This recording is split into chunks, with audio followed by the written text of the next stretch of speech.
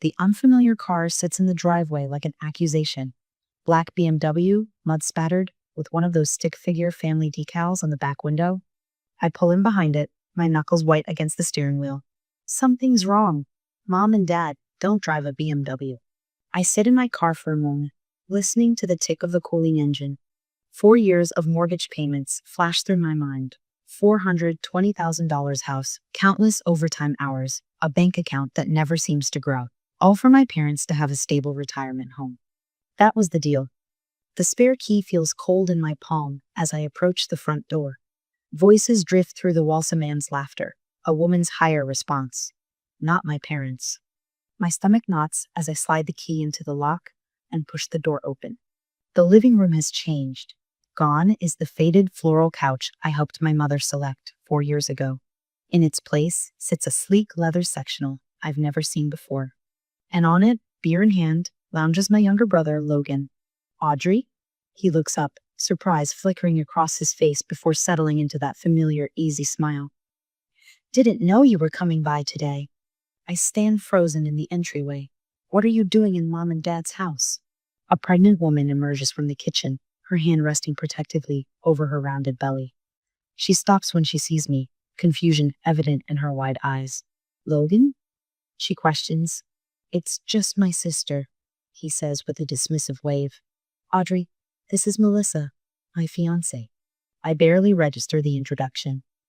What are you doing in my parents' house? I repeat, my voice sharper. Logan raises an eyebrow, taking a casual sip of his beer. You mean my house? Mom and Dad moved out last month. They're renting a place closer to the lake. The floor seems to tilt beneath me. Your house? My hands tremble as I pull out my phone, stepping into the hallway for privacy. Mom answers on the 4th ring, her voice immediately defensive when she hears mine. Oh, Audrey, yes, we were going to tell you eventually. Tell me what exactly? My voice sounds distant, like it belongs to someone else. That you gave away the house I've been paying for? To Logan? Now, don't be dramatic. Put Dad on the phone. A rustling sound, then my father's gruff voice. Audrey, what's this about? The house, Dad. The house I'm paying $2,400 a month for. Why is Logan living there claiming it's his? A pause, then. Logan needs the house more than you do. He's starting a family. The casual way he says it, like we're discussing borrowing a sweater instead of a home. I've sacrificed everything for makes my vision blur at the edges. I signed the mortgage papers. I've been making payments for 4 years. We had an agreement. Agreements change. Mom's voice cuts in. She must have picked up the other line. You have a great job. You'll make that money back. He doesn't have the same opportunities you do. My mind flashes back to the day I signed those papers. The pride in my parents' eyes as I committed to the $420,000 mortgage. Their promises that this would be their forever home, that my help was the greatest gift a daughter could give. How I believed them. I've paid over $100,000 toward that house, I say, my voice barely audible. And we appreciate it, Dad says, sounding anything but appreciative. But family helps family. Logan needs a place for his baby. I end the call without another word, walk past my brother and his pregnant fiancée, and leave without looking back. My apartment feels small and shabby after the house my house, with its gleaming hardwood floors and spacious rooms. I open my laptop, pull up the spreadsheet I've maintained religiously for 4 years. The numbers mock me. 4 years of mortgage payments, $115,200. Extra principal payments to help pay down the loan faster, $24,800. Property taxes I've covered, $18,400. Repairs and maintenance, $12,600. Over $170,000 gone.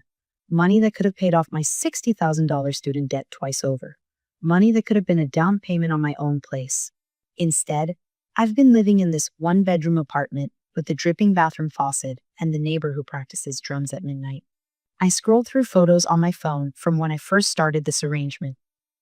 There I am with overtime-shadowed eyes, taking on consulting projects on weekends while my friends went to concerts and traveled abroad. Skipping vacations, choosing store-brand groceries, declining dinners out all to make those extra payments. A text lights up my phone screen. The gutters need replacing. Send $1,200 by Friday, Dad. I open my banking app, finger hovering over the transfer button, as I've done countless times before. My gaze drifts around my apartment, the patched IKEA furniture, the outdated microwave that takes 3 minutes to heat a cup of coffee, the single good suit I wear to client meetings and wash by hand to make it last. The realization dawns slowly, then all at once, settling into my bones with cold clarity. They never saw me as a daughter. I was just an ATM. I close the app without making the transfer. Almost immediately, my phone buzzes with another text from Dad. Did you get my message? Need the money by Friday. Then another, Audrey, and another. Your mother is worried about the gutters. Call us. I set my phone face down on the table, and for the first time in 4 years, I ignore it. Steam rises from my latte as I stare at Mia's widening eyes across the table. Her mouth hangs open, coffee forgotten. They did what? Her voice cuts through the ambient chatter of the cafe. I trace the rim of my cup, unable to meet her gaze. Gave the house to Logan, just handed it over. Like my payments meant nothing. Mia slams her palm on the table, rattling our cups. Audrey, you need to call the bank immediately. This isn't just unfair, it's financial abuse. Financial abuse. The words hang between us, giving shape to something I felt but never named. This isn't the first time, I say quietly. The memory surfaces like a bruise being pressed. 3rd grade, my straight-A report card clutched in small fingers, proudly presented to my parents. This is expected, not exceptional, Audrey, Mom had said, barely glancing at it before returning to her magazine. That same year, Logan brought home a report card spotted with D's and a single CGO1. Dad took him for ice cream to celebrate his improvement. I shake my head, returning to the present. At my college graduation, Dad pulled me aside. Now it's time to start paying us back for everything we've done, he said. Not congratulations, not we're proud of you. Mia reaches across the table, squeezing my hand. The house wasn't the beginning, was it? It was just the biggest ask in a pattern. Every bonus, every raise, they somehow knew about it before I'd even deposited the check. The water heater, the roof repair, Logan's car insurance. Call the bank. Mia enunciates each word. Today. The mortgage specialist's office smells of artificial vanilla and printer toner. Miss Winter scrolls through my account, her professional smile fading with each click. Miss Chen, there's something unusual here. She turns the monitor so I can see. These extra payments you've been making, they should have reduced your principal significantly by now. My throat tightens. And they haven't? She shakes her head, frowning. According to our records, additional funds were withdrawn shortly after each extra payment posted. The room tilts slightly. Withdrawn by whom? The joint account holders. Her voice softens. Your parents. She pulls up a detailed statement highlighting transactions in yellow. $750 in January, $1,200 in February, $800 in March. The yellow highlights blur as tears threaten. Over $30,000 of my extra payments diverted to my parents' personal expenses. Money I thought was building equity. Money I sacrificed vacations, new clothes, even proper dental work to provide. My phone buzzes with a text from Mom. The refrigerator broke. We need $3,000 for a new one. I slide the phone face down onto Miss Winter's desk, suddenly unable to breathe properly. Miss Chen, she says gently, these payments were supposed to reduce the principal. Instead, they've been treating your account like a cash withdrawal service. I look up, finding unexpected compassion in her eyes. What options do I have? My voice sounds distant, hollow. Legally, you have no obligation to pay a mortgage on a property you don't own, the financial advisor says, placing her business card on my coffee table. Your name isn't on the deed, only the loan. The arrangement was predatory from the start. I curl deeper into my couch, wrapping my arms around myself. But they're my parents, who have stolen over $30,000 from you, beyond the regular mortgage payments. She leans forward. Miss Chen, if a stranger did this to you, you'd press charges. Sunlight streams through my apartment window, illuminating dust motes that dance in the air. For a moment, I watch them, remembering how trapped I've felt these past 4 years. Working overtime until my eyes burned, declining dinners with friends, watching my savings account hover near zero, while I sent thousands to my parents each month. What would happen if I just stopped paying. The question emerges softly, like a forbidden thought. The bank would eventually foreclose. Your parents would face consequences for their failure to pay. Your credit would take a hit, but you're young enough to recover. For the first time in years, possibility unfurls in my chest. I open my laptop, create a new email. To Mom, Dad. Subject: mortgage payments. As of today, I will no longer be making payments on the house. Audrey. My hand hovers over the trackpad, trembling but resolute. I click send. The weight that lifts from my shoulders is so sudden and complete that I gasp. I close the laptop and block their numbers on my phone in rapid succession before doubt can creep back in. They're counting on your guilt to control you, Jennifer says, spearing a forkful of salad across the break room table. My mother did the same thing for years. She borrowed my first paycheck to pay bills and never stopped asking.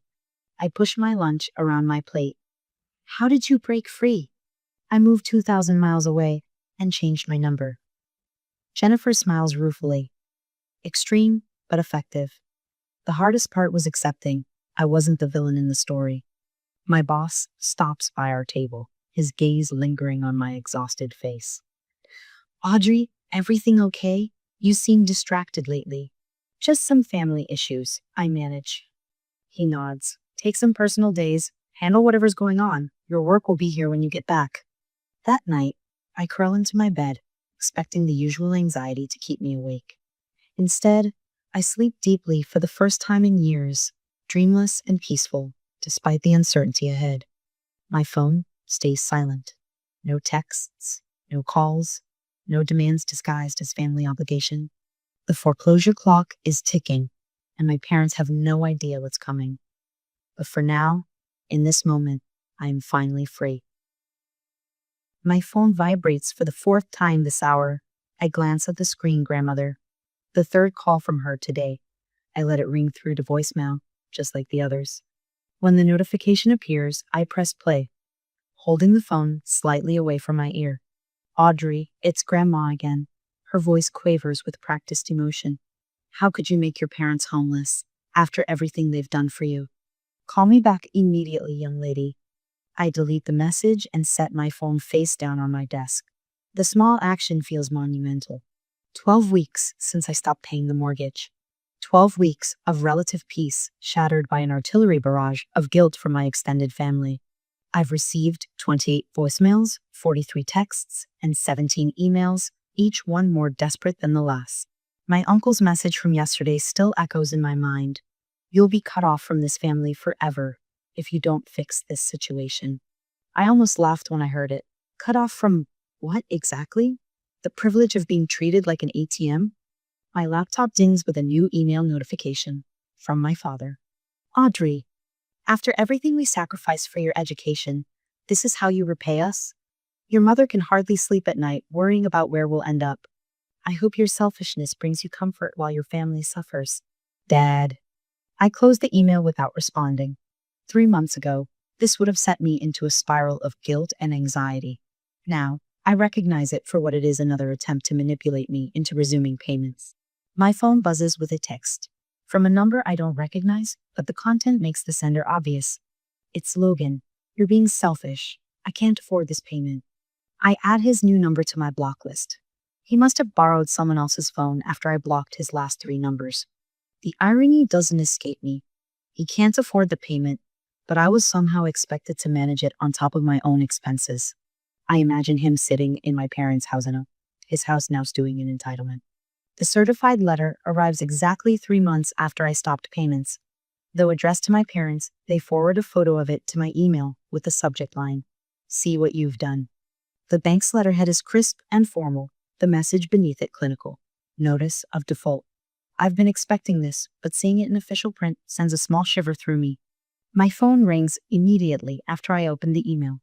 My mother, of course. The bank says we're in default, she hisses without preamble. They're going to take the house. I hear my father in the background, his voice rising.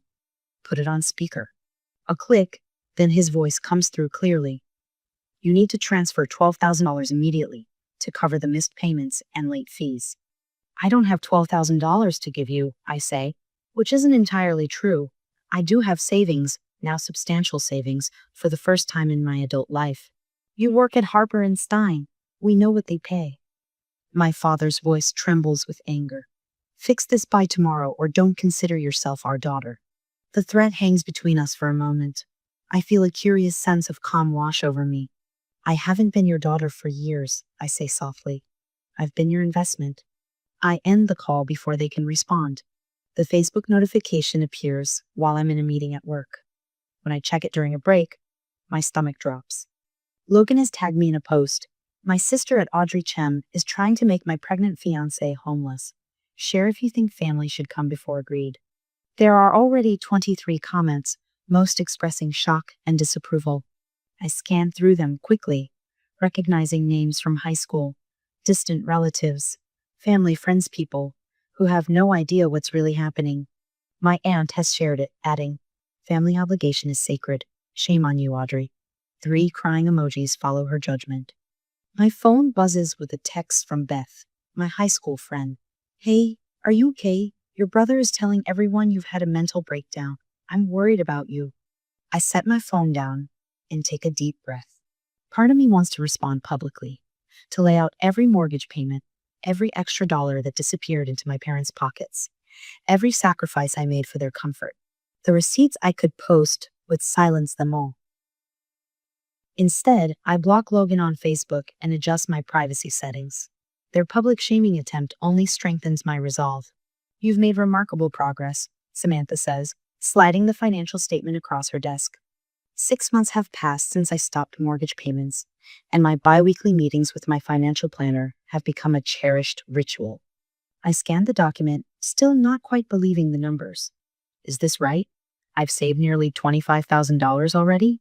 She nods, her professional demeanor softening with a smile. "And your credit score has increased by 48 points since we started the recovery plan. You're on track to qualify for your own mortgage within 18 months. My own mortgage. My own home." The thought sends a jolt of excitement through me. "Let's look at neighborhoods within your target price range," she suggests, turning her monitor so I can see. "Based on your savings rate and the current market, I think these areas would be ideal starting points." I lean forward, studying the map with growing excitement. For the first time, I'm planning for my future, not subsidizing someone else's. When I leave her office, my step is lighter than it has been in years. The foreclosure notice arrives exactly 6 months after my last payment. I don't see it myself. My parents make sure I know about it through a barrage of increasingly frantic calls. "Foreclosure." My mother whispers the word like a diagnosis.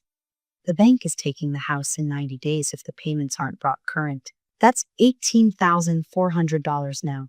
I'm at work when the calls become hourly. I finally silence my phone during a client meeting, only to emerge and find 3 voicemails from Logan's fiancé. "We're about to have a baby." Her voice trembles. "Please help us, Audrey. We have nowhere else to go." I'm drafting a gentle but firm response when my assistant buzzes my office intercom. "Ms. Chen, your father is here. He's quite insistent about seeing you." My heart pounds as I thank her and ask her to tell him I'm in a meeting. I've never told my colleagues about my family situation. The shame kept me silent even as I built a wall between my work life and personal chaos. But the wall comes crashing down as my father's voice echoes down the hallway, growing louder as he approaches my office. "I need to see my daughter. She can't hide from her responsibilities." I freeze, hand hovering over my keyboard. Through my office window, I see the commotion in the hallway. My father, red-faced and disheveled, confronting our office security guard. "Sir, you need to leave," the guard insists firmly. "Miss Chen is unavailable." "Ungrateful child!" my father shouts as the security guard escorts him toward the elevator. "After everything we've done for you!" I sink into my chair, mortification washing over me. My carefully constructed professional image shattered in an instant. A knock at my door makes me jump. It's Samuel Russell, my boss, his expression concerned rather than angry. "Audrey," he says, closing the door behind him, "I understand now what you've been dealing with." I open my mouth to apologize, to explain, to do damage control, but he shakes his head. "Take the rest of the day." "And Audrey?" He pauses at the door. "Whatever's happening with your family, don't let it derail what you've built here. You've earned your place." As the door closes behind him, I realize something fundamental has shifted. The foreclosure process has begun, and my family is facing the consequences of their actions. But for the first time in my adult life, I'm not drowning in guilt about it. I am saving for my own house now, and no one can take that from me. The text sits on my phone screen like a victory flag. Final notice. Property at 1423 Oakwood Lane scheduled for repossession in 7 days. 8 months since I stopped payments, and the wheels of justice have finally completed their slow turn. My mother's response arrives minutes later. We have 30 days to vacate. Are you happy now? I stare at her words, testing them against the knot in my stomach. Am I happy? No. Relieved? Maybe. The house, their house, never mine, despite the $170,000 I poured into it, will soon belong to the bank. I don't answer her texts. 3 days later, another message arrives, this one from my father. Logan and Melissa are moving in with us. The apartment is half the size of the house. I hope you're satisfied seeing your family suffer. I close my eyes, breathe deep, and delete it without responding. The charity auction buzzes with conversation, crystal glasses clinking as Metro Atlanta's financial elite bid on weekend getaways and designer handbags. I'm here representing Harper & Stein, my firm's logo pinned to my lapel.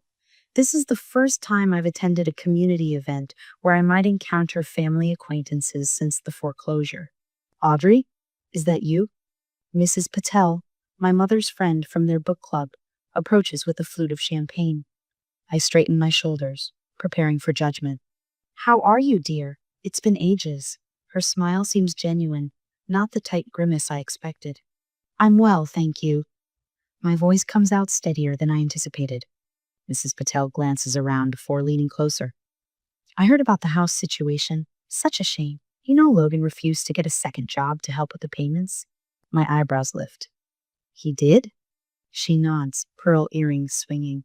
At the last book club before your mother moved, she was complaining about the foreclosure, and Debbie Lou asked why Logan couldn't step up. Your mother said he told them, "That's what sisters are for. She can afford it." The words land like stones in my stomach. Melissa's parents confronted him about it, Mrs. Patel continues. They're not happy he's moving into their guest room with a newborn and still buying those expensive gaming systems. I swallow hard, processing this confirmation of what I'd suspected all along. You did the right thing, dear. Mrs. Patel pats my arm. Some lessons need to be learned the hard way. The phone store smells of plastic and cleaning solution. I tap my credit card against the counter while the technician sets up my new number. All done, he says, sliding my phone across the counter. Your old number is officially disconnected. Thank you. The words come out almost as a whisper. Outside, I stand in the spring sunshine, holding my phone with its blissfully empty message inbox. No more texts demanding money. No more midnight calls about broken appliances. No more guilt-laden voicemails. For the first time in years, my Sunday stretches before me, peaceful and uninterrupted. To Audrey's freedom. Mia raises her wine glass, the candlelight catching in the ruby liquid. Jennifer and 2 other friends from work echo the toast, glasses clinking around our table at Marcello's, the Italian restaurant I could never afford when I was paying for my parents' house. I never thought I'd see the day, Jennifer says, squeezing my hand. You deserve this. It still feels strange, I admit, like I'm waiting for the other shoe to drop. That feeling fades, Jennifer promises. One day you'll wake up and realize your first thought isn't about them anymore. Their face as supportive, proud, celebratory reflect back a version of myself I'm still learning to recognize. Audrey unshackled. I'm learning that no is a complete sentence, I tell Dr. Hayes during our therapy session. I don't need to justify it or apologize for it. She nods, making a note on her pad. How does that feel? Terrifying, I admit, and liberating. Freedom often feels that way at first, she says. Like any new muscle, boundary setting gets stronger with use. 6 months of financial independence stretch behind me, each day a brick in the wall I've built between myself and financial exploitation. My spreadsheets now track growth instead of loss.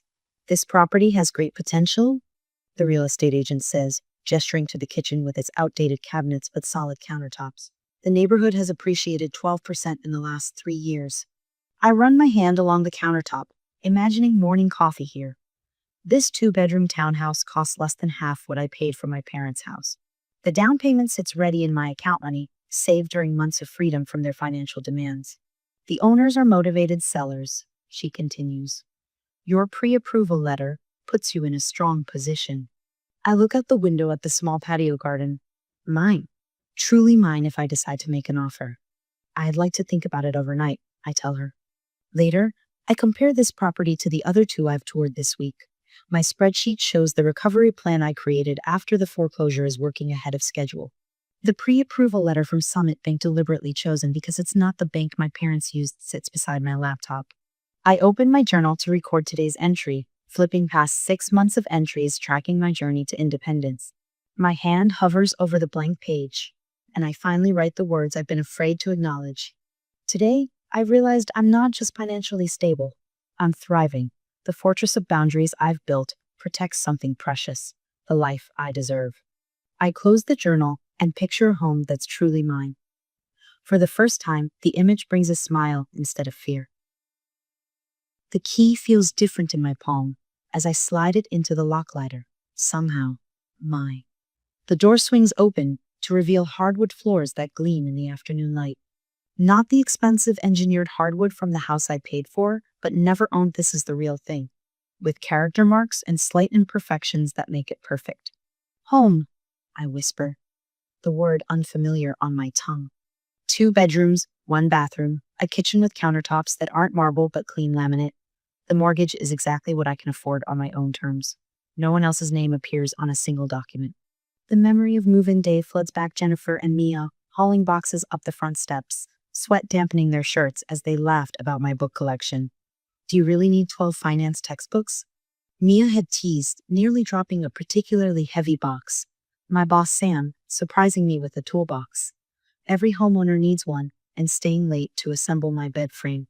People who wanted nothing from me but my happiness. I trace my fingers along the mantel where a simple frame sits. Freedom. Established 2023. It reads, an elegant script, a housewarming gift from Mia, placed there during the party last weekend. Glasses clinked, genuine congratulations flowed, and for the first time in years, I felt surrounded by people who saw not my wallet or what I could provide, but me. No design choices vetted through my mother. No budget adjustments to accommodate my father's expensive taste. Just mine, in this peaceful neighborhood where neighbors wave when I jog past their homes in the morning. 3 months of peace pass like a dream, until the doorbell rings on a quiet Sunday afternoon. My stomach drops before I even reach the peephole. Some part of me has been waiting, bracing for this moment. I recognize the shadows on my porch, the particular way they stand close but not touching. My mother's shoulders squared, my father's height towering beside her. I consider not answering. The thought flits through my mind like a sparrow, quick, darting, ultimately futile. They've seen my car in the driveway. I open the door, and the familiar tension claws its way back into my shoulders. Audrey. My mother's voice is bright, brittle as spun sugar. What a lovely home you have. My father's eyes sweep across the porch, the freshly painted shutters, the modest landscaping. Must have cost a pretty penny, he says, the calculation evident in his gaze. Thank you, I say, the words clipped. Then, because some habits die harder than others, I step aside. Would you like to come in? They enter my space like inspectors, noting everything, touching surfaces, making small comments that dig under my skin. These countertops are interesting, my mother says, running her finger along the edge. Solid construction? My father nods approvingly at the ceiling. Good investment. I make coffee in silence, setting out the mugs I bought at a local pottery studio. My mother comments on their unique appearance or code for not expensive enough. So, my father says finally, settling into my sofa, one I saved for 6 months to buy. Your brother's fiancé is expecting again. And there it is. The preamble complete. The real purpose revealed. They need more space, my mother adds, stirring sugar into her coffee. The apartment is getting cramped with the baby. Logan's trying, of course, she continues, though we both know this is a lie. But with his situation. My father leans forward, elbows on knees, the posture he adopts when he's about to close a deal. We've been thinking about getting a house again. I take a slow sip of coffee, burning my tongue slightly. The pain keeps me present. Similar to the last one, actually. He doesn't need to specify which house he means, the one I paid for, the one they gave away. His voice drops into the practiced tone he uses for important declarations. As the successful one in the family, you have a responsibility. Your brother has his hands full with the baby, and another on the way. He can't possibly manage what you can. My mother nods vigorously. We found a nice 3-bedroom, not too expensive. She pulls out her phone, swipes to display a listing. Only $450,000. With your salary at Harper & Stein, you could easily afford the payments. The coffee mug warms my palms as I set it down carefully on the coaster. I look at them both really, look at Theman, see the expectation in their eyes. The certainty that I'll fall in line, that I'll open my wallet, that I'll say yes because I always have. No, I say. The syllable hangs in the air, simple and irrevocable. My parents exchange glances, confusion clouding their features as though I've suddenly started speaking a language they don't understand. What do you mean, no? My mother asks, her voice rising slightly. I mean no. My voice remains steady. I will not be buying another house for you or for Logan. But we're family. My mother's eyes widen. Family helps each other. After all we sacrificed raising you, my father adds, his tone heavy with practiced guilt. Your education, your opportunities. I paid that debt for 4 years, I interrupt. The account is closed. My father's face darkens. This isn't like you, Audrey. You've always been the responsible one. I still am, I say, responsible to myself now. My mother's coffee sits untouched, cooling. Is this because of the last house? We explained why Logan needed it more. This isn't about the house, though, of course it is in all the ways that matter. This is about recognizing a pattern and choosing not to repeat it. My father stands abruptly. You'll regret turning your back on family, he says, his voice low and threatening. When you're alone with just your things and your money, you'll see what really matters. I rise too, surprising myself with how calm I feel. I regret it took me so long to see clearly. I walk them to the door, my steps measured. They pause on the threshold, clearly expecting me to change my mind, to call them back, to cave as I've always done. Instead, I watch their faces as the realization dawns. This isn't temporary. This isn't a negotiation. This is final. You'll come crawling back when you need a family. My father spits, his face flushing dark with anger. Money can't hold your hand when you're sick. My mother's expression hardens. After everything we've done for you, she whispers, the words like ice. Your own brother's children will grow up without knowing their aunt. I don't flinch. That will be Logan's choice to explain, not mine. The door closes with a soft click that echoes like thunder in my chest. I stand with my palm flat against the wood, feeling the boundary I've created a solid, real, mine. On the other side, I hear my father's raised voice, my mother's sharp response. Their footsteps retreat down the walkway, car doors slam, an engine starts. And then, silence. The quiet of my home truly, mine wraps around me like a blanket as I turn away from the door, from the past, and walk back into the life I've built for myself. Sunlight streams through windows that are mine alone. 1 year after closing the door on my parents, my home has become a sanctuary. The walls, painted the sage green I chose, hold framed photos from my trip to Portugal, my first real vacation in 7 years. No spreadsheets tracking other people's debts. No overtime to fund someone else's life. I run my fingers along the spines of books I now have time to read. My promotion came through last month, Senior Director of Financial Analysis. My boss cited my newfound focus and confidence in the recommendation letter. You've been hiding your light under a bushel, she said during the announcement. It's good to finally meet the real Audrey. The real Audrey. I'm still discovering her myself. My phone buzzes with a delivery notification. The packages for Logan's children have arrived. I've never met my niece and nephew in person, but I send birthday and Christmas gifts directly to them. The college funds I established are locked until they turn 18. No parents can redirect that money. My lawyer made sure of it. You don't owe them anything, Mia insisted when I mentioned setting up the accounts. I'm not doing it out of obligation, I told her. The kids didn't betray me. A text from Melissa, Logan's wife now, lights up my screen. Thank you for the science kit. Ellie loves it. When you're ready, we'd love for you to meet them. I don't respond immediately. Boundaries require constant vigilance. But I save the message instead of deleting it. Maybe someday. My doorbell rings at exactly noon. Grandmother Chen stands on my porch, her silver hair neat under a wide-brimmed hat.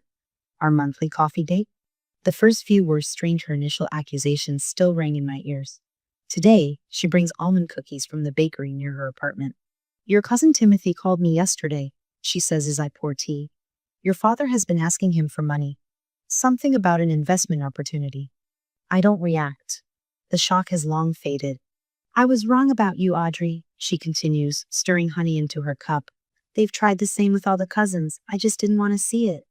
Her admission doesn't heal everything, but it soothes a wound I'd stopped noticing. My phone pings with an email from Mrs. Hernandez, our former neighbor for 20 years. Your mother approached us for a loan last week. I remembered what they did to you. Are you doing okay? Family friends who witnessed my parents' pattern are reaching out one by one. Their messages form a constellation of validation I never expected. At 5 o'clock, I lock my office door. The framed calligraphy on my wall catches the late afternoon light. Giving should be freely chosen, never coerced. My manifesto, written the day I moved into my house. Below, it hangs my professional certifications and a photo of the community center where I lead weekly workshops. Dr. Hayes, my therapist, joins me for the walk to tonight's session. Her gray eyes are kind behind practical glasses. How do you feel about the anniversary? She asks, referring to 1 year since I moved into my own home. I consider the question carefully. Lighter. She nods. That's what happens when you set down burdens that were never yours to carry. At the door to the community center, she pauses. You know, Audrey, you didn't lose family. You gained yourself. Inside, 12 people wait in a circle of chairs. My financial boundaries workshop has grown from 3 hesitant participants to a waitlisted program. Today, a young woman, with exhaustion etched around her eyes, shares how her parents expect her to fund their retirement while she can barely afford rent. They say I'm being selfish, she whispers. No one is entitled to your financial success, I tell her, the words flowing easily now. Setting boundaries isn't about punishing others, it's about protecting yourself. The group nods. Many have lived variations of my story. We're building a different kind of family hero based on mutual respect rather than exploitation. For Thanksgiving this year, I'm hosting dinner. Not for blood relatives, but for the people who stood by me. Mia, who first validated my anger. Jennifer from work, who shared her own family's financial manipulation. My neighbor, who checks my mail when I travel. People who respect my boundaries and ask for what they need without demanding what I have. Back home, I open my journal, the leather cover worn from daily use. Today marks exactly 1 year since I moved into this house. I write, I never realized peace could feel this complete. The price of freedom was high, but worth every penny. Today, I choose who gets my time, my energy, and yes, my money. Family isn't who demands the most from you. It's who respects what you choose to give. Beyond my window, the sky darkens into evening. No anxiety tightens my chest at the thought of tomorrow. No dread of the next financial demand. Just the quiet certainty that whatever comes, I'll face it on my terms. This is what freedom feels like. Audrey's journey from financial exploitation to freedom required tremendous courage.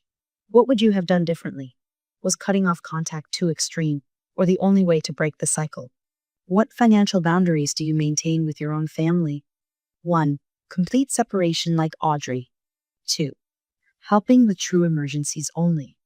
3. Regular support with clear limits. 4. Full financial integration with family. Share your thoughts and your own stories in the comments.